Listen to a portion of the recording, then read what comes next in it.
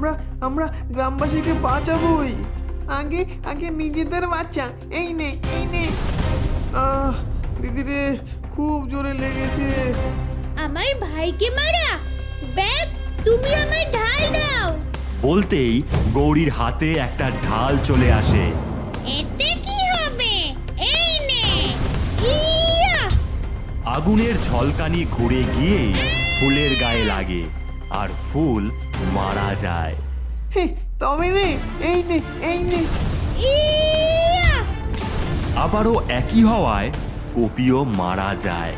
না, আমার আমার বাচ্চারা, আমি আমি তোদের ছাড়বো না। দিদি, আর রাস্তা নেই, আমাদের উপরে উঠতেই হবে। এই বীজটা মাটিতে পুঁতে দে। একটা গাছ ওপরের দিকে উঠতে থাকে। ভাই, উঠে পড়। ইয়া! চল দিদি।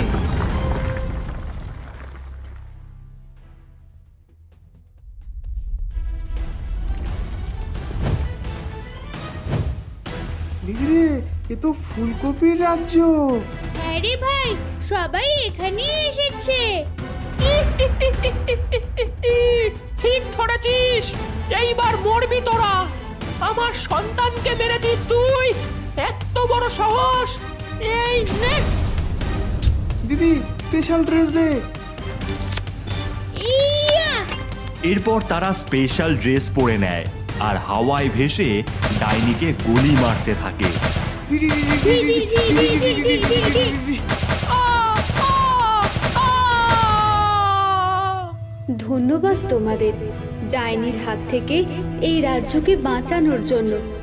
চলো আমার সাথে। এরপর ফুলকপি রাজ্যের রাজা ও রানীকে মুক্ত করে দেয় তারা।